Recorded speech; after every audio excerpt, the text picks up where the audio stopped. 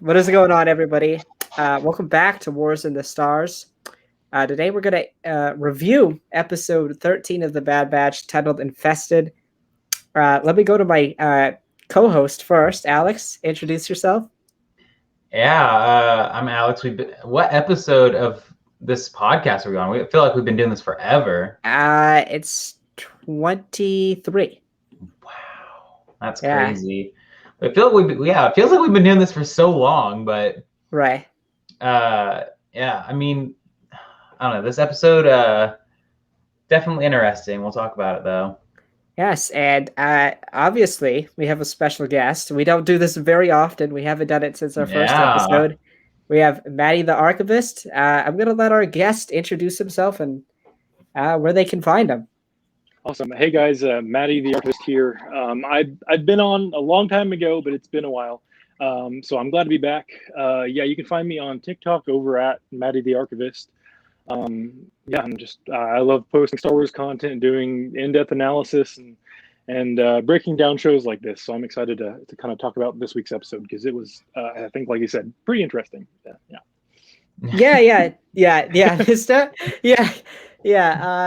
Interesting. I guess we'll go around and kind of give a general. Or actually, let's go to our guest first. What have your thoughts been on the season overall? Alex and I obviously talk about the show a lot. What have your overall thoughts been on the show up to this point? I think as a technical showcase, as just showcasing animation and everything, this has been the most visually stunning Star Wars thing I've seen in a long time. Absolutely. I think there have been a lot of good episodes. There have been a lot of, I don't think there have been any bad episodes, but I think the show has kind of sometimes focuses on stuff, sometimes doesn't. It's had some focusing issues. Overall, I've enjoyed it. I've enjoyed speculating, especially when you have no idea what the next episode is going to be about.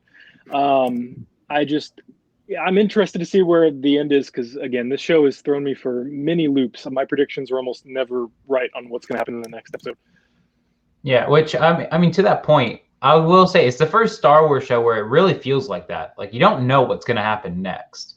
I would say with Rebels and Resistance, Clone Wars, you always felt like you kind of knew what was going to happen next, and those kind of suffered, especially Clone Wars, suffered from, well, Anakin and Padme and Obi-Wan and all these people, they're going to live to see till episode 3. So, but it was always with those characters like Ahsoka and Rex and Fives. We didn't see those people in the movies, so everything was up to mystery, and it's kind of the same thing with the Bad Batch. And I think we'll get into it with this episode. Does that mystery always lead to something good? Because we know things like Project War Mantle happen, but again, overall with this episode, I don't think it was necessarily bad. I don't think it was necessarily good either.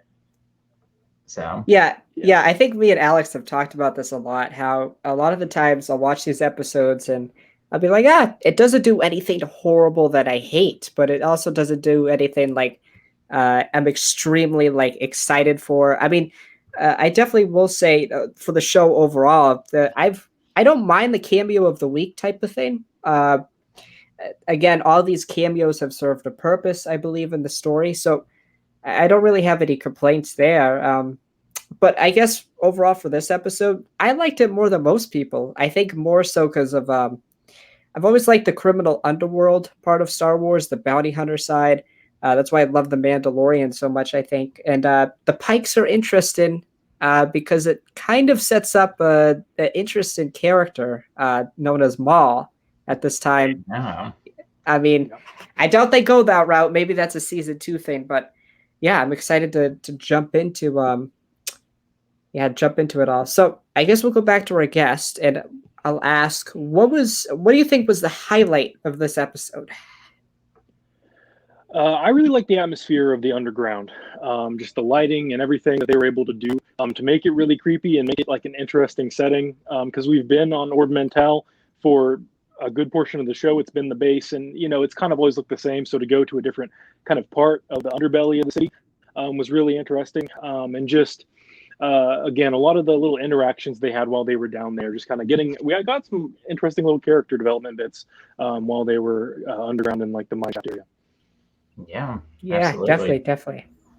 I will say for this this show, it's like you said, Maddie, this is definitely the most visually like amazing animated thing we've gotten.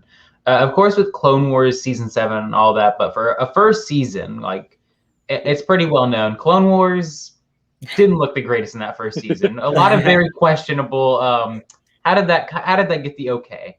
But man, I don't think I've seen a like questionable animation in this show at all. I think it's all looked just so good.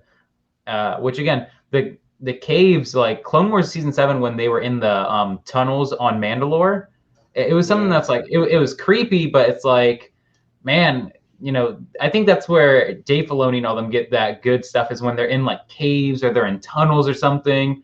It's when it's that real ominous feeling, like especially in like the Geonosian with Luminara and all of them. Yeah. It was a creepy thing, and like this episode gave me that same feeling of all that. So yeah, I definitely agree with both of you. I think I know I saw some people not like this character, Sid. I think Sid's a funny character. I think she's I love what she calls tech goggles. I think that's hilarious.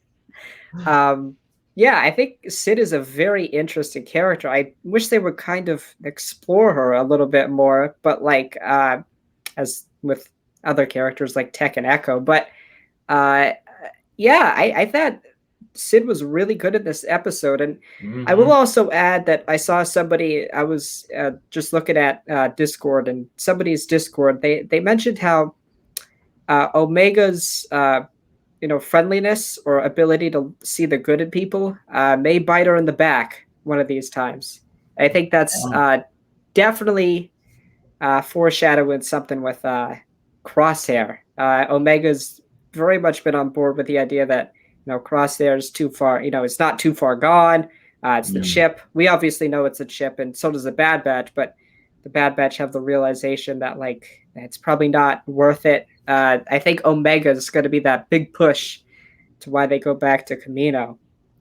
But so I guess now I kind of want to touch, as I alluded to earlier, the Pikes. I've always thought that the Pikes were really interesting. They were in Clone Wars season 7, and they were also in an arc with Kenobi and Anakin, and they're fighting out about what's his name?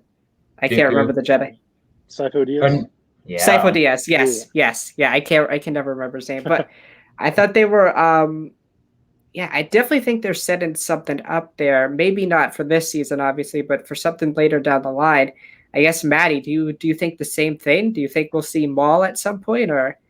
I do. So the Pikes are my favorite species in all of the Clone Wars. I love how they introduced them, and I think recently the Pikes have been in Clone Wars season 7, and even earlier on, they've kind of become cannon fodder. Every time they kind of showed up, they were just beaten every single time. So to kind of see them come back and like be the intimidating villains again, they were actually scary in this episode again, and they haven't been like that intimidating since back in like season 5 of the Clone Wars. But I also noticed that they are wearing different armor than usual. They have like red shoulder pads and some other stuff, which the Pikes haven't had before. So I definitely think they could be in league with Crimson Dawn, or Maul starting all that up. I definitely think it could lead to that at some point with the way the show's going. Oh yeah, absolutely. And I also like enjoy the Pikes. And this was something that was brought up, and as soon as the show was announced to be in Clone Wars animation, was Dryden Voss. A lot of people around that time when his hologram was shown in, I think it was episode 9 of season 7, or episode 10, when Maul's talking to them. He didn't even talk in that. Like we didn't hear him. We just saw him very, very visibly in the background.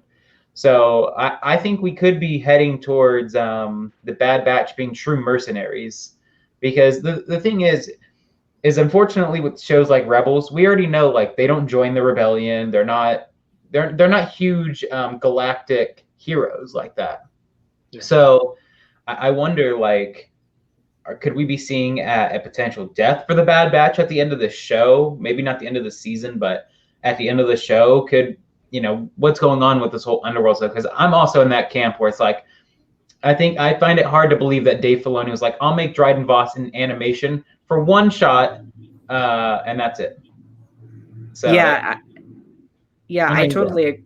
I mean, they did the same thing with Kanan, with a young Kanan. He appears in a scene, so I definitely think Dryden will appear somehow, and I definitely think that we don't know a lot about Maul with Crimson Dawn, so I think it'd be interesting. Obviously, Maul in the past decade has been a massive character for the canon, so I definitely think that they want to explore him more. So I definitely think the Pikes do set something up.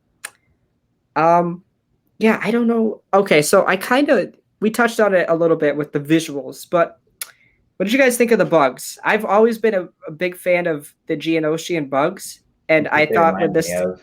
I talked to Alex about this when this title got leaked. I said, "Oh, they have to go back to Geonosius," because I'm like, Yeah. I kind of like to see how the Empire, like destroyed the planet. Um, so it was really interesting to see, kind of have the Geonosian bugs, but not be the Geonosian bugs. So I guess I'll turn it to my guest. What did you think of that storyline of this episode? Yeah, so I had originally, when the title had been leaked, I also thought they were going to go back to Geonosis and wrap up the whole brainworms thing, or even have some of the clones who were infected by the brainworms maybe have like their chips messed up or something. Of course, they didn't really go down that route, but for the briefest of moments, when I heard like the bugs cry down in the underworld, I was like, oh boy, the Geonosians they weren't wiped out, they just moved to Ord Mantell.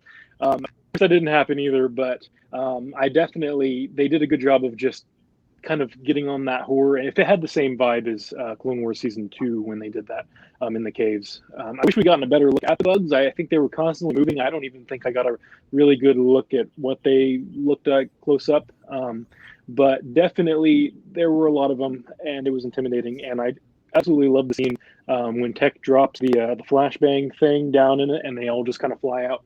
I thought that was beautiful. Am I the only one who thought that was a sonic imploder and he was just about to throw it, or yeah, I think that's what it's called, a sonic imploder, or where throw it on. I was like, is Sonic or is Tech really going to throw that down there with Sid and Wrecker still down there? I was like, it would definitely spice up his character a little more. Which I mean, that was something that me and Drew on the last episode of the Bad Batch. We have that episode as more of a criticism episode because the episode. That last episode was good, but we wanted to take some time and critique the show. And I think this show's had one major overglaring problem that this episode was the catalyst of, especially the titles of the episode. Again, because Drew and both of you both thought it was we were going back to Geonosis. I thought because of Project War Mantle, we were going to see the beginning of that. No. So yeah, it's the show's had some interesting things with titles, especially things like Devil's Deal. It's very questionable titles of these episodes. Yeah. So that's just me. Yeah, no, I get that. I guess I touched on it a little bit last week. My problem has been the lack of seems character development for a couple of characters I alluded to earlier. Tech and Echo, especially for me. I'm a huge Echo guy. I mean, obviously, I remember as a kid the first time I saw him in that episode 5 of season 1 on the Rishi Moon, and I've loved that character ever since. I've loved that squad, the Domino Squad. So it's like do a little bit more with him and Tech. I know they're similar characters, but like put them out of their comfort zone, like where they can't use technology, or like come up with at least something. Yeah. I think honestly that's kind of the biggest problem with Tech and Echo. They are so similar. Because the thing is, and I think honestly, the member who honestly has the short end of the stick is Echo. Because if you take him out, what do you really lose in the team other than the 5th member? All right, technically 6 members if you include Crosshair in that bunch. But everybody in the Bad Batch kind of has skills that define who they are. You have the muscle with Wrecker. You have the leader and the smarts with Hunter. You have the genius in Tech and whatnot. But Echo, it's like, what is his thing other than kind of like a knockoff Tech? Because the thing is what can Echo do that Tech can't do better? Yeah. And right. I really wanted the show to go in the direction of have Tech be the builder and Echo be the hacker.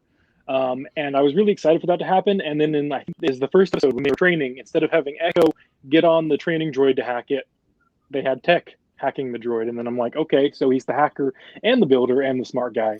And so Echo's the one with the robot arm. So he should be the one that hacking. So I think they just kind of just whatever they needed for that situation wrote either one of those characters kind of loosely into that scene. So yeah, I definitely think they didn't do a very good job distinguishing the two. And Echo barely feels like the Echo from the Clone Wars. I wish they would delve into his past, maybe going through some PTSD of being strapped in that machine, having a fear of droids because of everything that he's been through. But they've really glossed over almost everything. They barely touched upon it when they went to Raxus, and that was about it. So yeah, I wish they would do more with both of the characters. Yeah, I definitely get that. It's really weird because like they were doing a little something there where Echo and like Hunter had those little back and forths. Like Echo's like, "Oh, are we doing the right thing here?" I wish like Echo's an ARC trooper, right? So like I wish he would push Hunter a little bit more. I know the show was supposed to focus a lot on Omega and Hunter, but I feel like we've kind of beaten that to death. I mean, like this week when like Omega was talking to Hunter about, "Oh, we need to help Sid out." I'm like, okay, we've kind of done this a couple of times now. Like I understand we're trying to get to a point where Omega's too kind of a person. She sees the good in too many people, and that's gonna, bite her.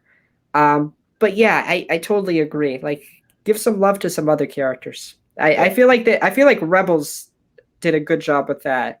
Yeah, and I'll even say to like, as a huge Rebels fan, I'm a big Rebels defender. I will defend that show to my last breath. In that first season, they developed almost no one but Ezra. But it was as the seasons went on, then like again we had seasons almost centered like seasons finales and premieres towards like Sabine and huge episodes towards Zeb and all of them. Like we even got a Chopper centered episode somehow, and it was still an entertaining episode.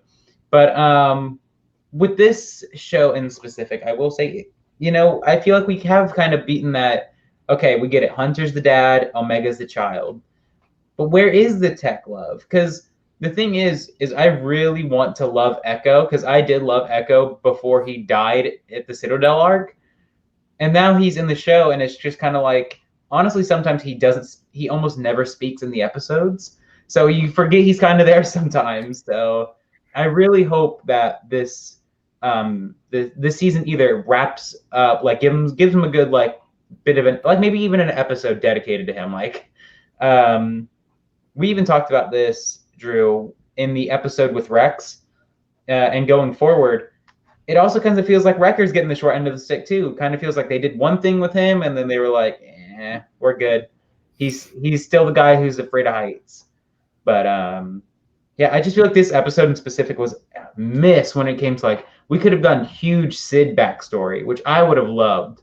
I feel like if like the route they were going down, I kind of could tell, okay, yeah, this isn't going to be the Infested that I wanted. But if we could get like some Sid background, oh, I would love that.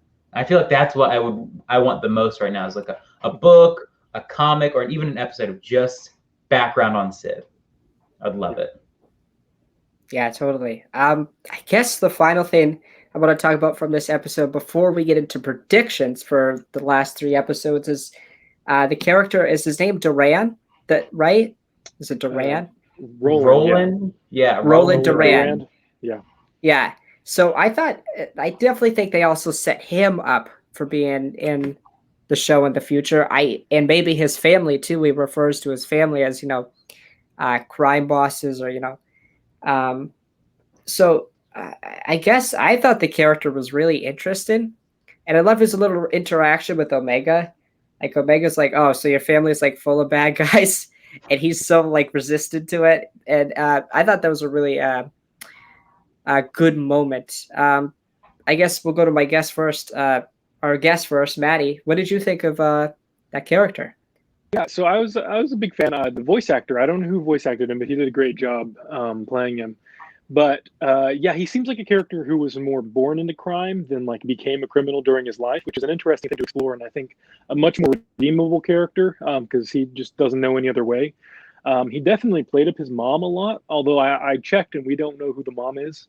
Although we have only seen one other Green Deveronian before, which was Vizago from Rebels, and he is part of the Broken Horn, which we saw Roland lose his horn today. So maybe they could be leading up to starting Broken Horn, or maybe have Vizago be like the black sheep of the family or something. I definitely think there could be some relation there, but I definitely do want to see more of him. Just if it's maybe a character that comes back and helps the batch later on and brings his group, because they definitely weren't as bad as the Pikes. So maybe he could bring his group or have his mother step in and do whatever she does. I don't know. She seems scary from the way he's playing her up. So I definitely love to see more of that. Absolutely. I know we're not going into our predictions, but it's like for season 2, for season 2, like for season 1, I should say, they're really building up like towards the Empire. Like that's who the big bad is. But I have something, especially after this episode with Roland. I have some good thoughts where we could be heading with season 2 with the inclusion of the Pikes, and if my memory serves me well, they are still a part of Crimson Dawn at this point, correct? Yeah, I believe so. I think it's just the Shadow Collective at this point. I think it's the Shadow Collective still. I don't know. I think they're all still being under the rule of Maul. Right. So yeah, I don't know. I don't want to go into my big theory for season 2. So okay. not until later. Okay. Yeah. I will, to add on to your guys' points. It feels like a Mando season 1 thing. Where like we build the world, we build the characters that our main heroes interact with, and Roland might be like a Mayfield, like we see him in season 2, like we did with like we saw with Mando. So I guess now, as Alex alluded to, we're going to get into our predictions for what seems to be a jam-packed final 3 episodes. They have a lot to wrap up. Lot to do. So Maddie, what do you think is going to happen in these final episodes? That's a tough one because I definitely had my predictions for this episode and nothing played out like I wanted it to. I was really hoping we'd get something leading up to Project War Mantle being fully enacted. I still think with a name like that, there's no way it's not fully deciding to bring in enlisted personnel and potentially at least starting the process of retiring all the clones. So I definitely think we're going to see something like that. The Kaminoans haven't appeared in a while, but they're definitely planning something. So I would love to see, of course, the Clone Rebellion, but also I don't want the whole season finale to focus on that. If the show's called The Bad Batch, I want it to focus on them for the last couple of episodes. So I definitely want to see the final interaction between the Bad Batch and Crosshair. I don't want him in the same spot going into season 2. Either he rejoins them or he dies. I don't want him just to be the same character he was this whole season in season 2. And I also kind of want to see the end of the Kaminoans. I would kind of really like Vader to show up and just slaughter all of them, because they've definitely starting to pose a threat to the Empire, and that's something that I know the Empire isn't going to tolerate. So either they're going to bring the stormtroopers in to slaughter all the Kaminoans, or maybe have Vader or someone show up instead. So those are my 2 biggest kind of wants or predictions on what's going to happen in the next 3 episodes. Because, like I said, there's a lot that needs to happen, kind of to bring it to a close. Even if they want to leave a cliffhanger, there's still a lot of stuff that needs to be resolved. Yeah, absolutely. And, it is kind of weird because, recently I've been watching shows like Arrow and whatnot. And with its first season, it did not end on a very positive note. It ended on a very dark note.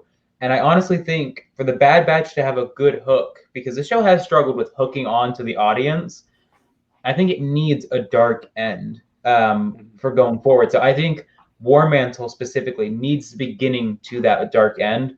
I think we need to see the death of the Kaminoans, maybe not on screen, but like, anything like a fadeaway shot or anything, or we just hear it in the background.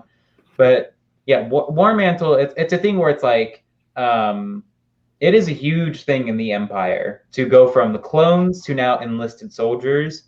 So I think we're obviously going to, we could see clone or stormtroopers as, early as the episode after War. We could even see them in War Mantle because again they have the design for the stormtroopers in Clone Wars animation. We saw them at the end of season 7 at that shot with Vader, but yeah, War Mantle's an episode where I think it's the most excited I've been for an episode. Even coming off an episode where I wasn't necessarily like blown away, I wasn't disappointed. I was kind of just like, eh.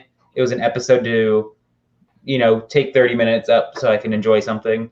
But I'm just cannot wait for Friday to see what they do with War Mantle. Yeah. So yeah, like you guys, like we all have mentioned, there's a lot to wrap up. So we obviously got to figure out about the chips. We got to figure out what's up with the inhibitor chips, why are they different for some clones. We also got to wrap up. We've learned a little bit about Omega, but we kind of got to learn a little bit more about like the Kaminoans' plan. I feel like we just can't kill them right away. We got to learn a little bit more about like these Phase 3 troopers that they talked about. The clone uprising, Crosshair. So there's a lot that they have to do. I'm kind of in Maddie's boat. I definitely think Kamino gets destroyed for a couple of reasons. One, I think that the facility on Kamino gets destroyed. I still think there are Kaminoans around. As we know, there's the doctor and Mando who has a Kaminoan patch, I believe. So I definitely believe that their ideals are still around, but the main facility, I think, gets destroyed. I also think we see pretty much the end of the clones. I think we build towards the final battle. And while that's happening, the Bad Batch is going to find Crosshair. I think all roads lead back to Kamino. I mean, Omega even says it. She says basically, I don't want to go back to Kamino, but they're going to have to. Oh, yeah. I think a couple of them die. Crosshair possibly. I think even Wrecker. I know they've kind of built that uncle and nephew relationship between Wrecker and Omega, and I don't think they're going to kill Hunter. Hunter's like the leader, so I don't think they'll do that. But I think Wrecker is the one that they'll kill, because the other ones I don't feel like would be Echo and Tech wouldn't be as emotionally impactful as a Wrecker death. So. Yes. I don't know what you guys think. Do you guys have any like death predictions, I should say, for like the Bad Batch, or do you think they all make it out alive? I think Tech, or not Tech. I think Crosshair is biting the dust. Okay. I think he's just too far gone. I think if you would have asked me like in episode 8 or so, I would have said, "Oh yeah, they're gonna redeem Crosshair." But now I don't know. I don't think they're gonna kill Wrecker. I think that's a season 2 thing. To kill off one of the main characters, and that is a question I do want to ask later. So, but yeah, Crosshair probably the one who's going to die. I don't think they'll kill off anyone else. Maddie, you got anything? I think they could kill off the 7th most underrated member of the batch, Gonki. I think Gonki could sacrifice himself in a very emotional turn of events, because he's been there, helping out. Yeah. The background of it pretty much every episode, but yeah, I don't think they've built up the rest of the actual, like, aside from Crosshair, built up the rest of them enough to kill them off, if anyone. Wrecker, but I'm not convinced on that yet. Maybe Crosshair, maybe Rampart, have him come back and maybe he be the martyr that sets off Project War Mantle, have the clones kill him, and then see that they're completely unreliable and have his vision kind of lived out or whatever. Because we know he's not around for very long. He's an important player and he's not mentioned in like Tarkin or anything else. So he kind of needs to get out of the picture sometime soon. So, but as far as the main cast goes, if anyone, Wrecker, but I'm not really convinced yet. Yeah, I definitely see that. So, Alex, you wanted to touch on a couple of things, I guess. Yeah. So I did have a question. It's now blanking my mind, but there are a few things that for this show going forward is I do have a question for you, Maddie, because we've talked about this, me and Drew. Are you a fan of these short episodes, or would you have preferred 8 episodes with like 45-minute episodes in between? If it's the episodes we've been getting, I think it's fine for short. I don't think they can stretch them out any more than they already have been. I prefer arcs, so to have shorter episodes and have them in an arc, I would love that. They've only done like 2 arcs so far in this show. I think the Cad Bane arc and Ryloth. But I like shorter episodes if there's an arc to it. A bunch of one-off shorter episodes, I mean, I don't want to stretch anything or fluff it up anymore. But if they have a lot, I think the first episode did a really good job. I felt like it was over fast, but it was really long. If they can pull that off, absolutely. But with what we've been given, I don't think they could pull off a longer episode, every episode. Okay. Yeah, I've that's heard. fair. Yeah, I've heard mostly just do the 45-minute episodes.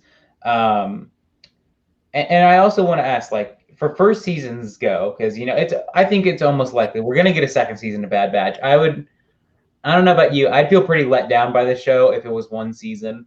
But for first seasons go, where does this go amongst the big 3 of Rebels, Clone Wars, and now Bad Batch?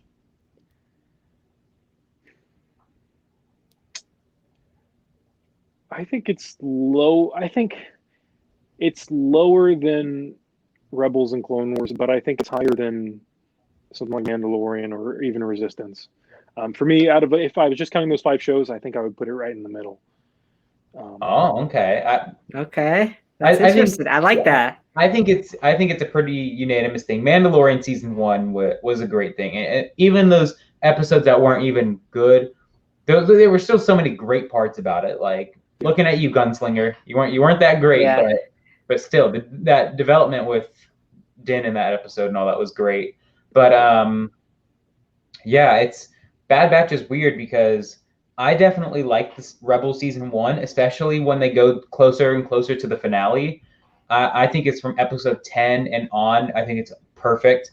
Some issues with those first episodes, especially I think more specifically the one with him and Ezra and Zeb having to go get that fruit. Definitely an interesting way to start off a show. But it served a purpose. But yeah, I don't know. I think this season has a lot more good than bad, but it's a lot of questionable bad. Like, what did something get like checked off a little too fast? But I think it's also pretty unanimous that Clone Wars season 1 was a little rough. So, but yeah, you like Resistance season 1? Me? Yeah, like do you enjoy it? Resistance is kind of my comfort show. So after a stressful day, I would much rather put Resistance on than anything depressing or, super dark. So, yeah. Wow, I enjoyed Resistance. It's I have to admit, I've never watched the show. I might have to watch it. I think it's worth it, but I don't know. Yeah. It's hard to explain how I feel about the show. Yeah, I guess for me, out of the 3 animation shows for the first season, but I'm a massive Clone Wars fan. Like I literally grew up with it. Like I was around the age, get into Star Wars when it came out. So I think that's probably the weakest first season, even though there's a lot of episodes I love. I think that's the weakest of the 3 first seasons for animation. Rebels and Bad Batch is close. I need to see how the Bad Batch closes out. But if we're going to do all 5 of the TV shows, I can't say anything for Resistance, but I actually just rewatched Mando season 1 this week. And the final 3 episodes for me in Mando season 1, great. I really enjoyed those final 3 episodes. So I guess my question for Maddie is me and Alex have been talking about it. I definitely think that Omega is a future character in live action. Especially with the Boba Fett tie-in. I was wondering if, Maddie, do you think we see Omega at some point in the Filoni-verse or the Mando-verse or any live-action show? I definitely think it's possible, more so than any other character in the show. Setting her up and making her the Omega to Alpha, which is Boba, I guess. That was a pretty interesting reveal. But yeah, I would love to have her pop up. I mean, it would be interesting to have her in the book of Boba Fett, but it almost might feel out of place. But definitely have her something in the future, have her pop up sometime during the Galactic Civil War or something like that. I definitely think she would pop up again. Oh, yeah, absolutely. I'm in the camp where I don't think there's a chance we see her. Not only that, it's like I also can't like imagine who else would play her. Like to be around Boba Fett's age, I couldn't think of anyone. But yeah, I will say, as reveals go, like in the Star Wars animation shows, I love the reveal that Boba Fett's technical name is Alpha instead of like Boba. But yeah, I think that's also something like, the Kaminoans, they set up this whole phase 3 thing, but they never like followed up on it, which I am also like, Drew, you brought it up. I hope they like explain what that is, because I really want to know what it is. I'm like really curious. Yeah, because that I think they said like they need Omega back for it.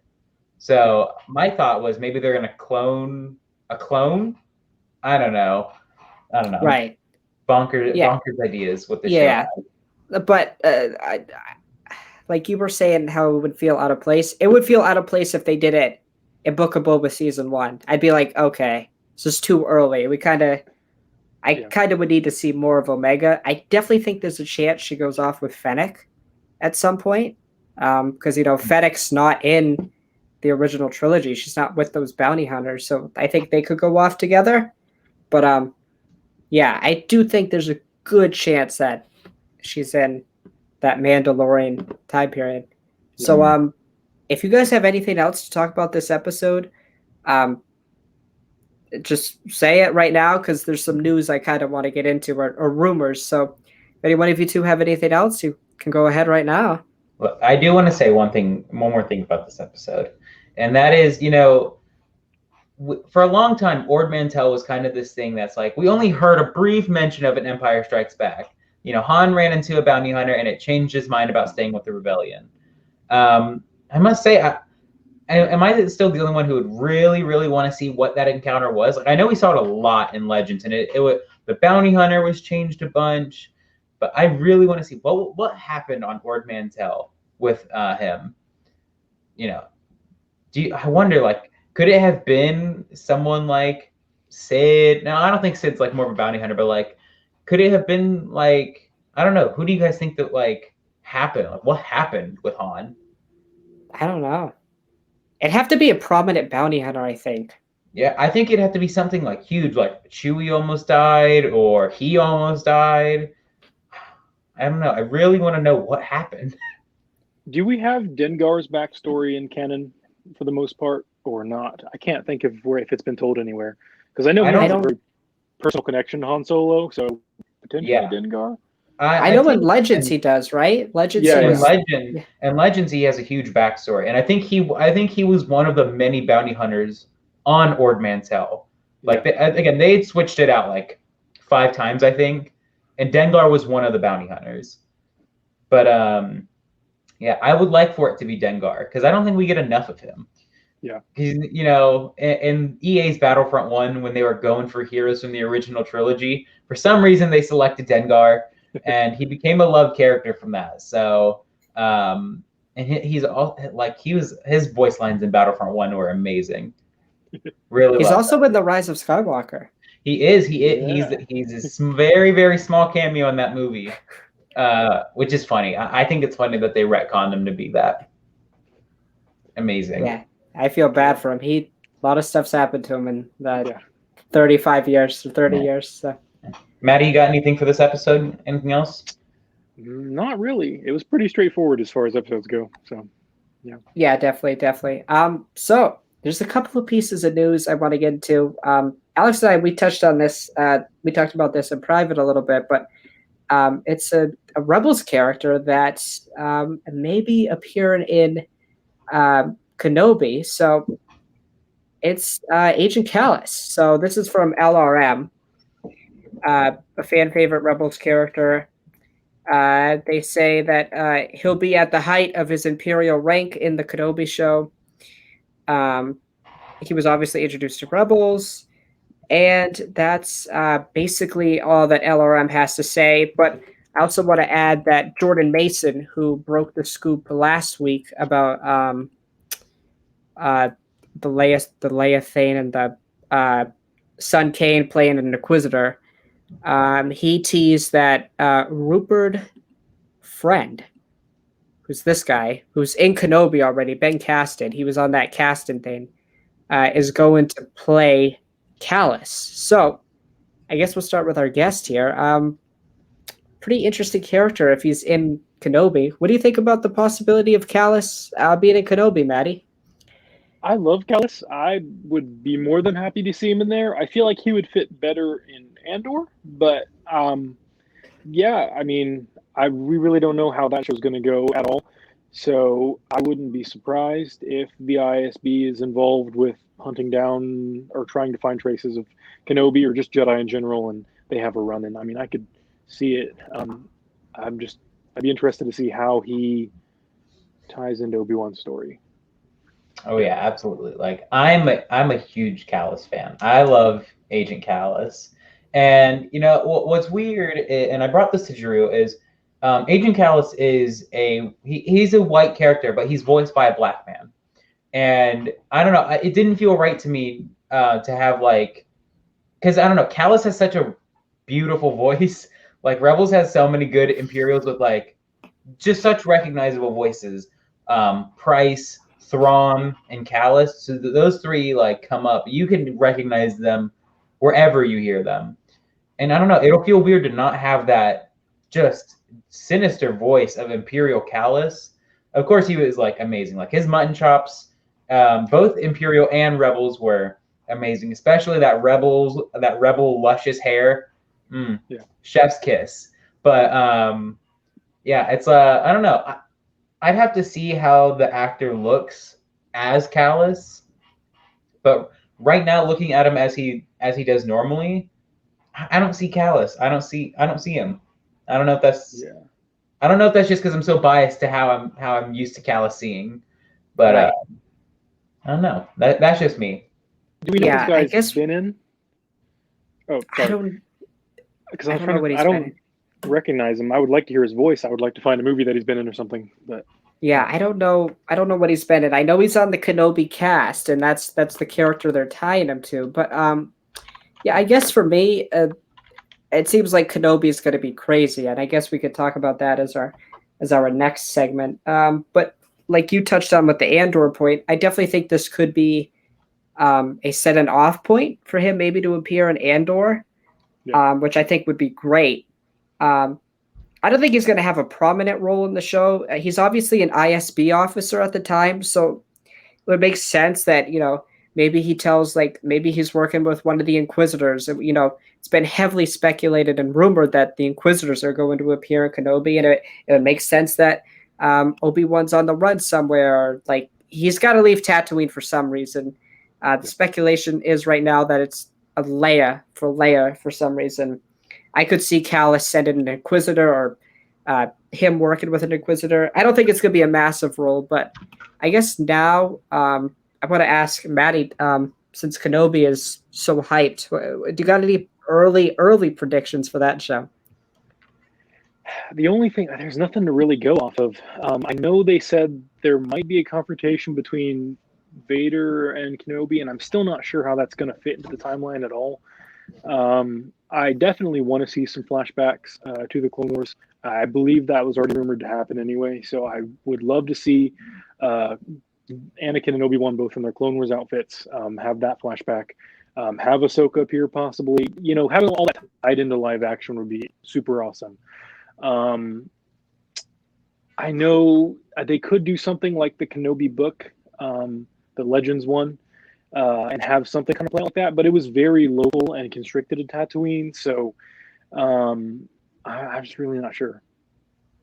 Yeah, I could definitely tell that, like you were saying, I could tell that some fans are worried about the idea of Obi-Wan leaving Tatooine, and I'm definitely in that camp.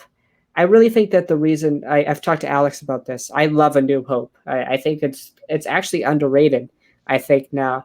And I love that confrontation between Obi-Wan and Vader, because I think it's more special if that's the first time they've met since Mustafar. And if it's not, kind of devalues that fight a little bit. Of course, I would love to see Ewan McGregor and Hayden Christensen in that suit fight each other.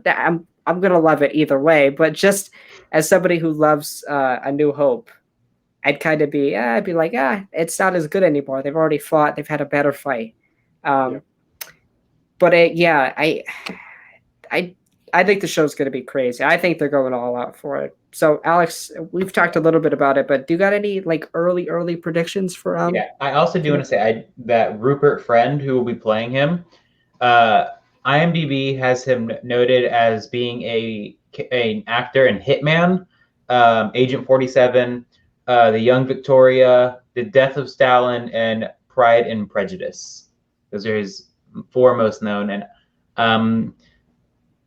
I haven't watched any of those, so definitely not known for me. I've seen Pride and Prejudice, but I couldn't tell you which character he was in that. So Yeah, I'm not sure. Yeah, I think for the Young Victoria, I think he's actually like a main character in that. So I don't know. But early predictions, yeah, I'm kind of in your guys' camp. I really don't want them to fight before A New Hope, because then like the defense for that line or for it is like, oh well, he says you should not have come back, or when I last left you, or when I left you, I was but the learner. Now I am the master. It was like, oh well, when was that last time that they left? And it's like, no, it was Mustafar. That was the last time. But yeah, I hope we don't see them. If again, kind of like you said, Drew, if it happens, I'm still going to be excited about it. So, early predictions, I think it's almost inevitable. We're gonna maybe even see like a Rebels kind of thing with like a young Luke Skywalker, kind of, maybe don't even like physically see him, kind of just like a shadow of him or a silhouette of him running in the sunset or something. But I don't know. It's weird because for me to I think it would feel wrong if Obi-Wan left Tatooine. Because it's like, if you think about it, like when you dog sit or babysit for someone, you're like, all right, I won't leave the house with your child, and it's just like, I gotta go for like a few minutes. And it's like, no, don't do that. You're there for a reason. Don't leave. So yeah, it's for me, I think I don't know. It's so hard to go because we don't have a trailer. We don't have anything for this show yet. So definitely for me, again, I don't know. I will say I really want to see Obi-Wan's costume. We saw a little glimpse of it, but I really want to see it so bad. So bad. And to add on to your point about, we talked about this Friday, is like with the Leia thing that we talked about, that would be a reason for him to leave Tatooine. Yes, definitely. If Leia was in trouble. Yeah, and I even said that. I was like, when I talked to you about it for the first time, I was like, there's no way that there would be no good reason, even if he found out Anakin survived. That's not a good enough reason to leave. But Leia being in trouble and potentially coming in contact with Vader, that is something that could be a little alarming. I don't know. I also do hope we see people like Bale and Yoda and Qui-Gon, even though Liam Neeson has completely denied. Okay, last time we heard that, Jonathan Major said that he wasn't in Loki. He didn't even know what they were talking about, and he was. So I'm not buying it. I don't buy it. Yeah, I totally agree. I guess the last story I want to touch on is a scoop, again from LRM, and it seems like other scoopers are backing up this report. Alex and I think talked about this a while back. We have, I guess, an official casting for Thrawn and Ezra. Mm-hmm. It appears that Mina Massoud, who's in Aladdin, and is it Lars? It's Lars Mikkelsen, right? Yes, Lars Mikkelsen. Yes, Lars Mikkelsen, who voices Thrawn in Rebels, is going to play Thrawn in live action. Yep.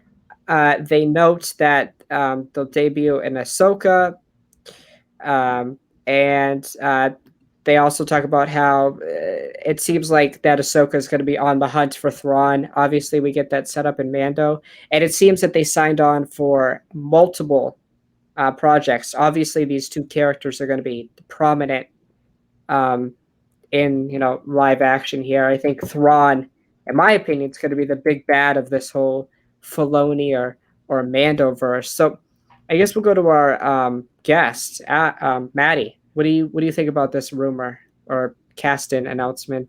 Kind of. I'm absolutely behind the casting for Thrawn. I think the voice is really what sells it. So I would absolutely go over voice over appearance. And I mean, he has the look. As for the Aladdin actor, I don't. He's fine, I guess. I haven't really seen him in anything else, so I can't really say. I wasn't a super huge fan of the live action Aladdin, so I might be a little biased against him. But I I mean, we figured that both these characters were going to appear in the show anyway. So, I mean, I'm not opposed to either casting, really. Yeah, absolutely. And Drew, I talked to you multiple times about this. Rebels, the way that the animation was so that the characters would look like their voice actors. And the offshoot chance that they were able to bring these characters to live action, they would have some sort of reference, so they wouldn't have to go out recasting. Again, there was only really one exception, and that was Callus, white character voiced by a black person. So that's going to call for a recast for Callus. But again, I told you, Drew, multiple times, if they don't cast Lars Mikkelsen, I would have lost my mind. Because people were saying that Robert Downey Jr. should have been him. Benedict Cumberbatch, I was just like, no, Lars Mikkelsen was the only way. Because I feel like, again, it's the voice. It's someone who's like, once you heard, well, I remember hearing it in the Rebels trailer. I was like, oh, who's this? And then it was Thrawn. I remember freaking out over Thrawn. Because, I don't know, he was like, again, he's just someone who's just like, oh my God. Like, he looks like he just means business, and he can just be standing still, and he's just like, he's probably thinking about 1,000 things right now. So I'm really excited. I honestly would have liked to see Taylor Gray reprise the role as Ezra, because Ezra is also the same boat. It's the voice of Ezra that I would have really liked to see, or here come back for the live action. But for who they did pick, fine with. He looks like Ezra. And I just hope it translates well in Ahsoka.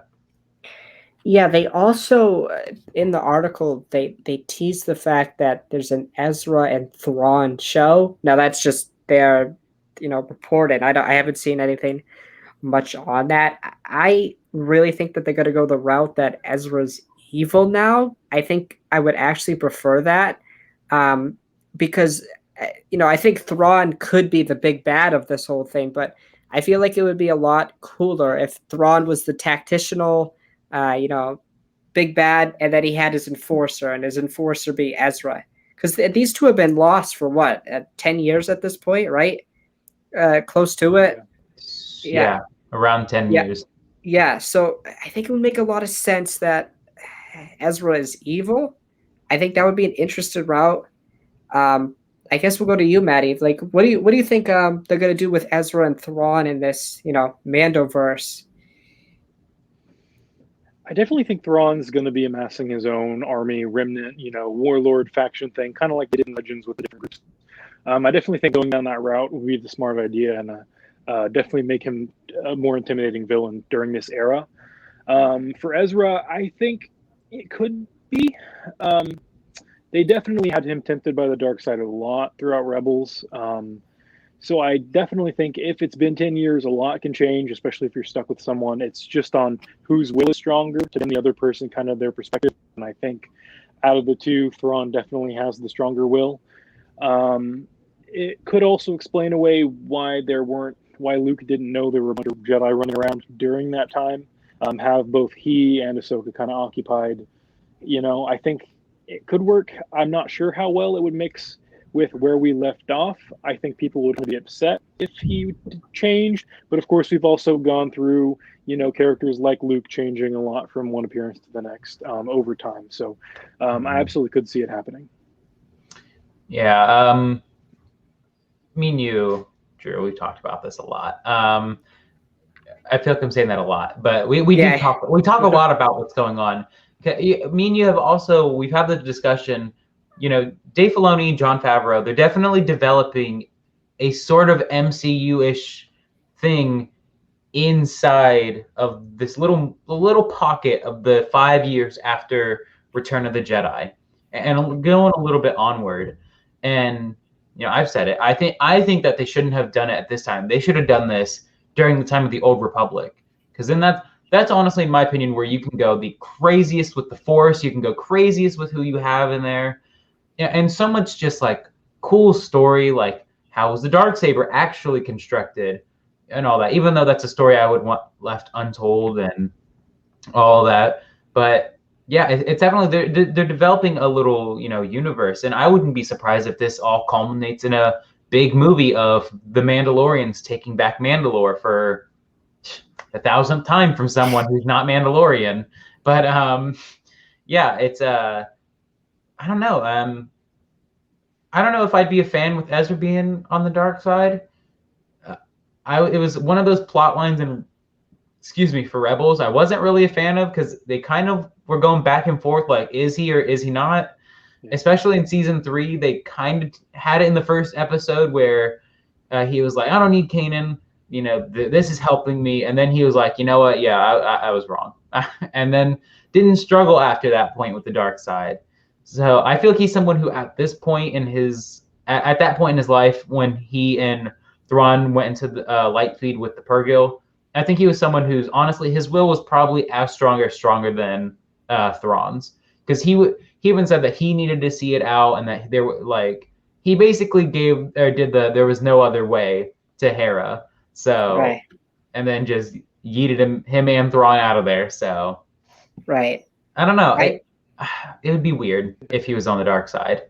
Yeah, and I also think that I don't think that his Thrawn's main army is going to be stormtroopers. I think it's going to be the Chiss or something like that. Or it could be a mixture of both. I don't know. I think Thrawn, the Empire was just a means to the end. He just, he talks, I think it's in the books, he talks about how it's to benefit his people. So I definitely think he cares a lot about his people. And they don't touch a lot on that in Rebels. He seems like a different character. Like, animation in the books seems kind of different. But yeah, I think he's the Chiss, or is going to be his main ally. I don't think it's necessarily the Empire, and I don't want to go the route that, because I think Moff Gideon might be still a big player in Mando and even Rangers of the New Republic. I don't want those two to be connected, Gideon and Thrawn. I wonder what you guys think about that. Matt, you want to go first on this? Yeah, so I definitely don't think they would be connected as much as a bunch of different groups, because we had, like, in Star Wars Legends, we had the Warlord era, where it was a bunch of different pockets of, like, admirals and generals who had, like, made their own little mini empires. So that would be interesting to see different splinter factions, and Moff Gideon's just happened to be one, kind of the science-y group that was into, like, building stuff. But also I could see them going the route, kind of like with any species, honestly, where we had the Nagri, which is Rook, his one enforcer. He had like an army of those in Legends. So even to just have any random, race of aliens kind of at his disposal, because he is one to use anyone or anything to kind of accomplish his goals. I could see either thing happening. Yeah, I mean, so the thing is with me is I also don't think he'll have a completely Imperial-based army. To me, the thing is if he did, it would raise the question of, how did nobody in the rebellion see this just huge army forming or anything? So I definitely think it's going to have to be either Chiss, or I don't know how long, if there's an established time of how long the Mandalorians were still loyal to the Empire post basically their takeover. But yeah, I don't know. It's something that we're definitely going to have to see. Like, I think Thrawn's going to be on Mandalore, and I think that's why Bo has failed so many times. It's because after Ezra and all them, they probably went to Mandalore and then kind of just probably hid out there. So that's where I'm going with. I think it's also going to be the Chiss. I think it's the only thing that makes sense without raising up too many red flags. That's kind of my big thing of like why Ezra isn't going to be evil. It's because it raised the question: how did Palpatine not sense this in the Force? How did Vader, Luke, especially Ahsoka? Like, how did all these people not feel like a sudden shift in the Force of someone huge, like, no, I wouldn't say like a beacon of light like Ahsoka or Obi-Wan was, or Luke, but someone who's still like Ezra level of power. Because I don't know if I'm alone in this boat, but I definitely say Ezra definitely has the potential to be a top 5 potential Force wielder, like in his potential. You put that with Palpatine, Anakin, Leia, Luke, and maybe you can make an argument for Rey and Kylo since they're a dyad. But again, definitely, top 5, top 7, top 8, top 10, we'll say. Because I think if Ezra got to his fullest peak, I wonder, like, do you think he could beat like a Return of the Jedi or Empire Strikes Back? Definitely Empire Strikes Back Luke, but Return of the Jedi Luke, or even Mandalorian Luke, because that's at least like a 5-year veteran right there. Yeah. Like if Ezra at his top of the top potential. I maybe. But that Skywalker blood's powerful, man. I don't know. That's pretty tough to beat. It is. I do have a question for you though. So you think Thrawn is on Mandalore, correct? Yes. So do you think in the Ahsoka show, Ahsoka finds Thrawn on Mandalore, and then probably contacts Din? I think. And then I told you how this should go. I think Ahsoka. I think there will be I think it should end in a big movie, and I think. Right. I think the Ahsoka series finale should be Ahsoka finding out Thrawn is on Mandalore, and the last scene of the show should be her meeting up with Din, Boba, Fennec, all those people that we saw in season 2 of The Mandalorian, and just being like, I found Thrawn, he's on Mandalore. Because I've also said this to you, Drew, again. I think Luke would be amazing to see there. I'll be honest with you. I flipped my heads on Sebastian Stan being Luke. I see it. I see it now. At first, I couldn't. I just couldn't accept it. He was Bucky Barnes through and through. But now I see it. Now I hear it. There's still one person you got to convince him on, and that's Tom Hiddleston being Palpatine, a young Palpatine. But yeah, I don't know. I feel like it would just be so cool to see Thrawn on Mandalore. Like, we seen like holograms, I believe, of him, like when they were testing the Duchess. But I would want to see Thrawn in that throne room, sitting on the throne, because that's like one of his most iconic like pictures is him like sitting. He's an iconic sitter. We have Natasha Romanoff, world's greatest poser, Grand Admiral Thrawn, the best sitter. I'd like to see Din sit on that throne. That picture you showed me was badass. I'll give you that. Yeah. Maddie, what do you think? How do you think this like Mando universe kind of plays out? Do you have any long-term predictions for that? I know we're kind of far away from what Alex is talking about, but do you have any predictions for that? Not a whole lot. There's definitely a lot of shows that still 10 shows left to go. There's still a lot that's gotta play out as far as all that goes. I could see it culminating in the movie. I definitely think that would be a very interesting way to go. And with the live action shows being a lot more mainstream, I could see all those characters coming together for something, especially with what's it called? The place that's in the Ahsoka like graphic that they went to, that Ezra pulled her out of. I can't think of the name. Oh, the World Between Worlds. Yeah. With all of that happening, that's a very important part of Star Wars, and I think that could really lead to an infinite number of potentials of where they could go with this. So, yeah. Yeah. Alex, you got anything? Yeah. About to wrap up. I was gonna say, like, if they do go through with a movie, Drew, you know what movie, whose movie I'm excited for the most. I'm excited for Taika Waititi's Star Wars movie. Now, I wouldn't want him to direct this kind of like Mandoverse. I feel like they've already set a very serious tone, and unfortunately, Taika Waititi has not shown me that he can make a very serious movie. Thor Ragnarok, unfortunately, was not a very good setting off point. My biggest gripe with that movie is a lot of the seriousness was kind of undertaken by the comedy. So definitely the Kevin Feige rumored produced movie. I'm a big Last Jedi fan, and I still think Rian Johnson should get his trilogy, even though I wouldn't want this to be a part of a trilogy. Rian Johnson his visuals of The Last Jedi were so good, and I'd love to see it with this. Like, just see how he could because the Beskar, it's a shiny silver. See how he could reflect off of that, like the dark saber reflection or whatnot. Yeah, really would really want this to end in a movie. I feel like it'd be such a missed opportunity because we're used to movies leading into TV shows, and Rebels kind of led into A New Hope, and Rogue One kinda. It was supposed to lead directly into. It was actually supposed to be a part of Rogue One, but it didn't become that. But I feel like for this to lead straight into a movie would be so cool. Like we're kind of getting that right now with the MCU with Loki and WandaVision leading into potentially Spider-Man No Way Home, but definitely Doctor Strange in the Multiverse of Madness.